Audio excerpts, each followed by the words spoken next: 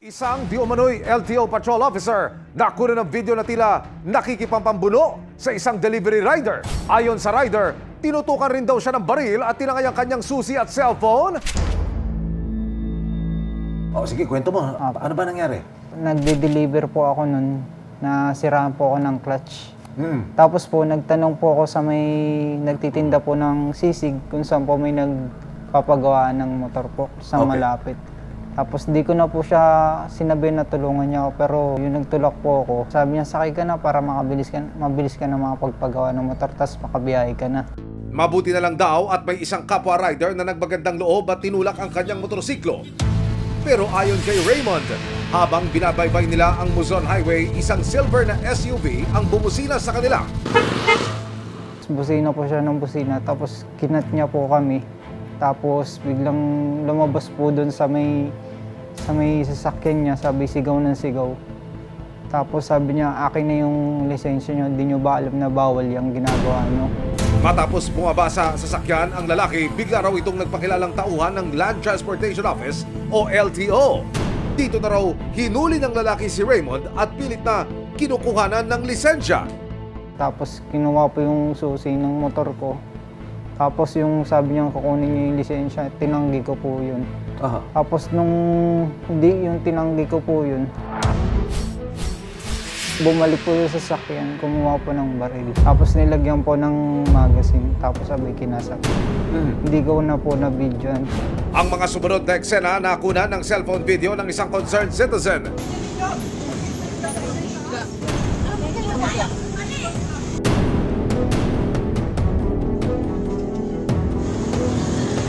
Sa video, maririnig na sinabi ni Raymond na armado ng baril ang lalaki. May baril po ba? Sige po, may baril. Yan mo kaya, maraming nakakita. Nung kayo nagtagpo ng pisikal, hindi naman doon nagwakas eh. Di ka lang naman pinitsirahan yan, di ka winasiwas, di ka sinalya. Naglabas pa yan ng baril eh. Opo. Di ba? Ano yung naramdaman mo nun? Yung time na naglabas po siya ng baril, so naano po ako, nanginig po yung ano ko po, katawan ko po. Kasi hindi ko po inaasahan eh. Yung mga napapanood ko po sa TV, baka mangyari din po kasi sa akin eh. Paano po yung nanay ko po? Wala na po yung tatay ko eh. Isinoli ng lalaki ang susi at lisensya ni Raymond. Pero ang cellphone na ginagamit niya sa pagnanegosyo ay tinangay daw ni Sir Officer.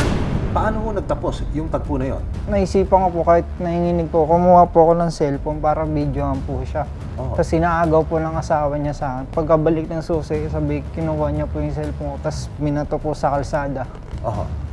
Tapos yun na po yung nangyari. Yan po yung pinipigilan ko po siya kasi hawak niya po yung cellphone ko, ayaw niya po ibigay. Yun na po yung binalibag niya po, tapos kinuha niya po.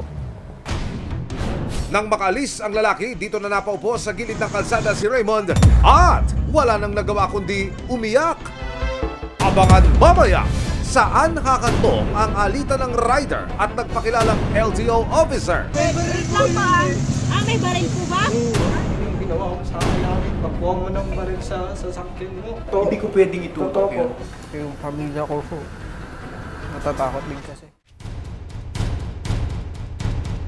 Grabe naman po si kuya, yung may-ari ng kotse. Binagsak niya po yung cellphone, ayun o. Caught on cam ang pagtatalo ng isang SUV driver at rider sa Bulacan. Nagpakilalang LTO officer ang SUV driver at hinuli raw nito ang rider na nasiraan sa gitna ng kalsada. Pero bukod sa panghuhuli, kinuhanan din daw ng cellphone ng rider at hindi pala kontento ang driver. Kung yung makikita mga kapuso, sa mga sandaling ito'y pinipisikal na ng lalaking nakastripe, yung sinasabing LTO officer. Yung cellphone ni kuya, binalibag niya. Ay, dapat nabuli niya yung kuya. May baril lang ba? May baril po ba? Sige po, may baril. Yan mo kaya, maraming nakakita sana. Matapos ang insidente, agad na dumulog sa PNP San Jose del Monte, Bulacan ang rider na si Raymond. Ayon sa police report, nakasaad na nagkaroon ng matinding banta sa buhay ni Raymond matapos siyang harangin sa kalsada at subukan na kuhanan ng lisensya ng nagpakilalang LTO officer. August 15, na-verify po namin lahat ng detalye ng tao. Meron na rin kaming mga natanggap na information na itong tao is assigned as LTO officer. Ngayon, pagdating po namin, i-verify po namin doon para makuha po namin yung buong detalye. Kasama po yung biktima para maturo kung sino yun. Agad naman po niyang na-verify yung tao at itinuro sa amin. Ang lalaking nakaalitan ni Raymond kinilala ng mga pulis na si Gregorio Glean, na kumpirma ng San Jose del Monte Police na isang administrative aide ng Land Transportation Office o LTO, San Jose del Monte, Bulacan si Gregorio. Nakalagay din sa police report na nakitaan ng baril sa tagiliran si Gregorio na nagdulot ng matinding takot kay Raymond. Kasi as a public officer kami, kumbaga, hindi nakasibilyang ka ma'am. Papakita mo yung baril, talagang matatakot. May threat din. Ang resibong hawak ni Raymond sa kanyang reklamo, ang viral video kung saan kitang-kita kung paanong pinipilit bawiin ni Raymond ang kinuhang susi at cellphone mula sa nagpakilalang LTO officer. Nagkaroon ng kasunduan sa pagitan ng delivery rider na si Raymond Sario at ng LTO patrol officer na si Gregorio Glean sa opisina ng LTO. Sinasabi sa kasunduan na babayaran ni Gregorio ng danyo si Raymond na nagkakahalaga ng 24,000 pesos. Kasama sa halagang ito ang pambayad sa cellphone na sinira at kinuha ni Gregorio. Wala pong namagitan sa amin. Wala naman po kami magagawa kasi will po niyang biktima rin po yun. Kaya nga po nung nagsabi na pinakit po namin sa aming hepe. Doon po na sinabi ng aming hepe kung gusto mo ba yung ganyang usapan nyo na yan, yung kasunduan nyo na yan. Na umagri naman po ata yung biktima. Kapalit ng halagang ibinigay kay Raymond ang kasunduang wala na siyang legal na reklamo na isasampa laban kay Gregorio at ang pagpapabura ng video ng pangyayari online.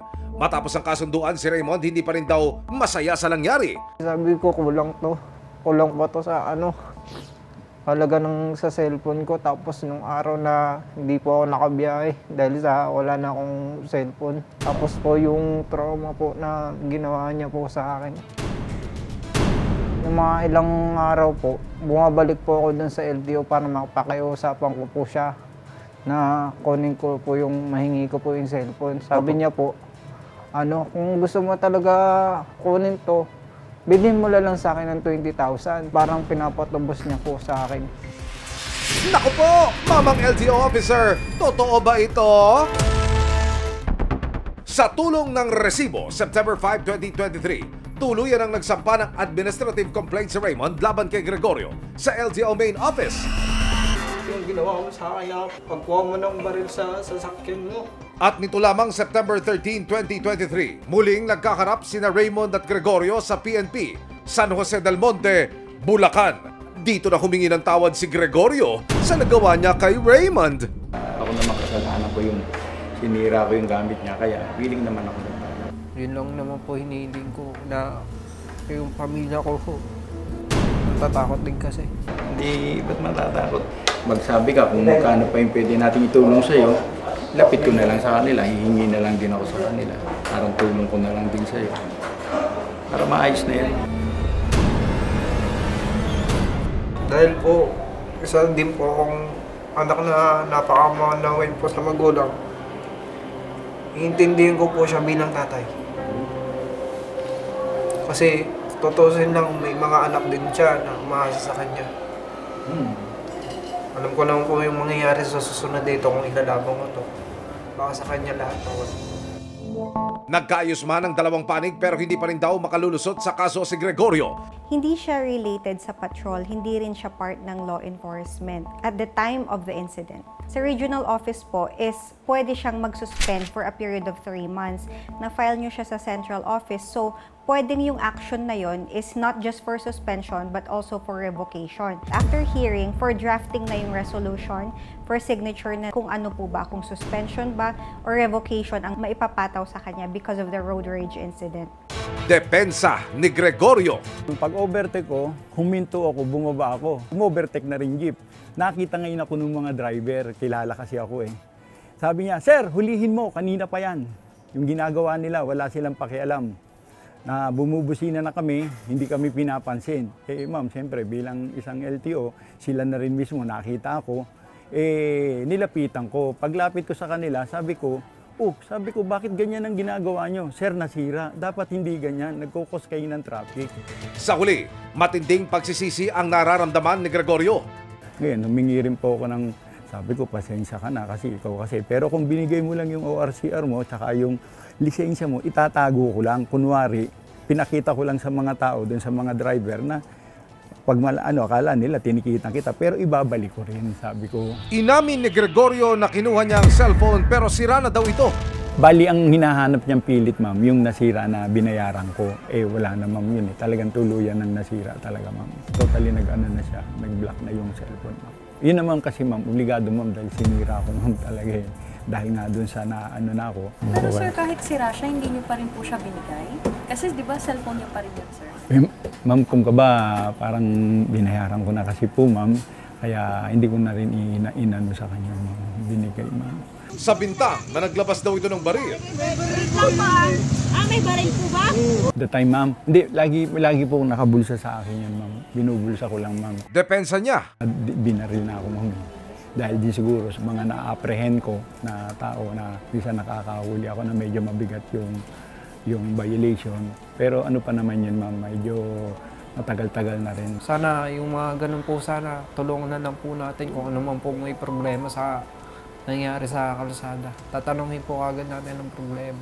Maraming salamat po sa GMA. Tsaka po sa resibo po. Grabe naman po si kuya, yung may-ari ng kotse. Binagsak niya po yung cellphone, ayun o.